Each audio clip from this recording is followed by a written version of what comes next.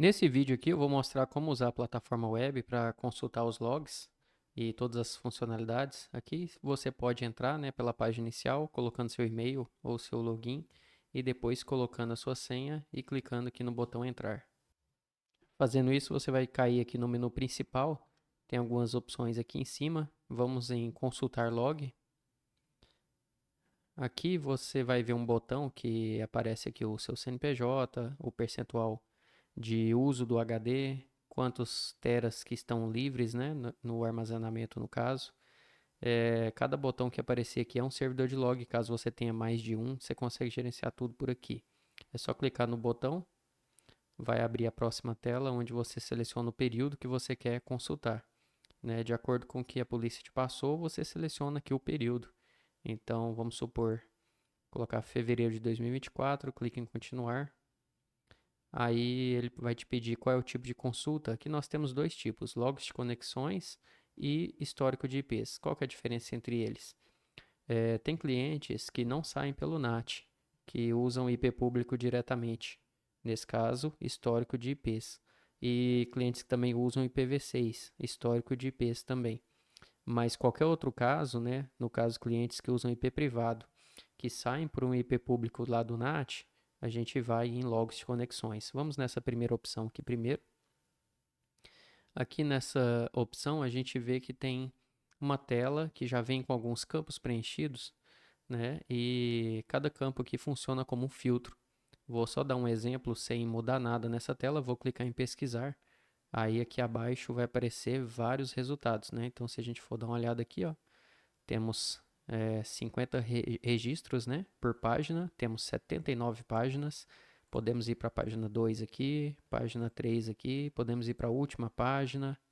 Enfim, aqui a gente navega entre as páginas e consegue mudar a quantidade de registros que aparecem por página. Se eu colocar 5.000 registros por páginas, ele vai carregar e vai mostrar aqui para nós a quantidade de páginas que tem nessa nova consulta. Apareceu só uma página mesmo. Então, coube todos, praticamente 5.000 resultados numa página só. Independente dessa questão de página, aqui a gente tem as informações que a gente precisa enviar para a polícia, né? Como o dia, o mês, o ano, a hora, o minuto, o segundo. Temos aqui as informações de por onde que ele passou, o nome PPPoE do cliente, o tipo de protocolo, se é TCP, UDP, o IP privado que ele estava no momento, a porta que ele saiu, o NAT, no caso o IP público que ele saiu pelo NAT, a porta que ele passou. Temos todas as informações que a gente precisa aqui. Se você clicar em qualquer um desses 4 botões aqui em cima, você vai exportar esses resultados para Excel, PDF, CSV ou XML. É só clicar que ele já faz o download desses resultados aqui, ok? Vou voltar aqui por 50 resultados por página. E aqui eu posso modificar qualquer informação nesses filtros. Eu posso selecionar um RB diferente, eu posso filtrar só por conexões TCP, posso mudar o dia, a hora. Geralmente a polícia passa 1 hora e 1 minuto. Vamos supor que ele te pediu 20 horas, minuto 3. Eu costumo colocar aqui do 2 ao 4. Eu coloco 1 minuto menos no minuto inicial e 1 minuto mais no minuto final. Geralmente, os relatórios que a polícia te pede, eles já te passam o horário no formato GMT-3, que é o horário oficial de Brasília. Mas se ele te passar no formato UTC, então tem que fazer uma subtração na hora. Então, se no relatório da polícia ele disse 20 horas no formato UTC, então tem que colocar aqui 17 horas, que esse é o formato GMT-3, né, convertendo para o horário que é registrado aqui no sistema. Aqui a gente pode filtrar por algumas outras coisas também, por exemplo, o IP privado, a porta, né, por onde ele saiu com esse IP privado, o IP do NAT, a porta do NAT. E, por exemplo, o cliente, eu posso pôr o nome PPPoE do cliente aqui para filtrar só por ele também.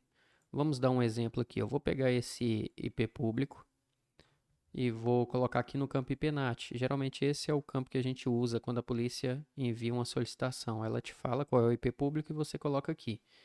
Porta NAT, às vezes eles falam qual é a porta, às vezes não. É normal às vezes eles não passarem, então pode deixar em branco, não tem problema. Se eu clicar em pesquisar aqui, já baixou para 10 páginas os resultados, né? Porque deu uma filtrada nos resultados. Aqui está mostrando só as conexões que saíram por esse IP aqui. Então a gente consegue ver tudo aqui embaixo, os resultados, ok? Se eu quiser filtrar por uma porta específica, eu posso também, para tentar diminuir ainda mais os resultados. Então, se eu tiver a porta que eles tiverem me passado, é só eu pesquisar aqui e baixou aqui para 3 páginas de resultados. Então, a gente consegue ter um resultado mais afunilado aqui.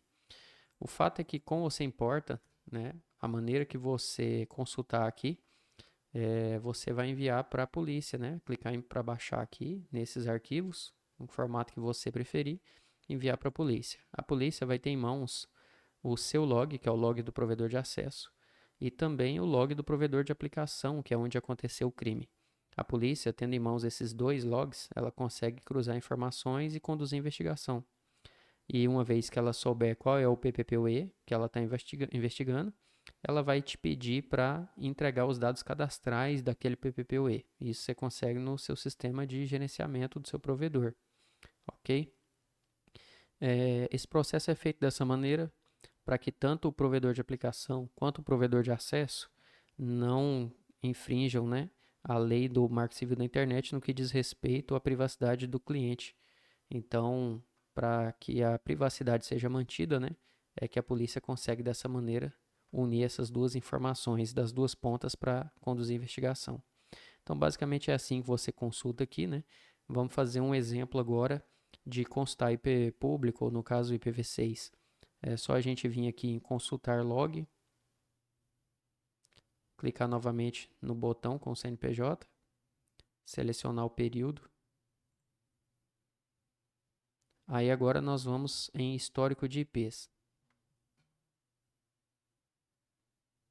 Aqui a gente pode colocar no campo IP o IP que a gente quer pesquisar. Então, por exemplo, se eu colocar esse IP aqui, estou dando um exemplo com esse IP, mas pode ser qualquer IP, no caso um IP público, clicando em pesquisar, ele vai aparecer aqui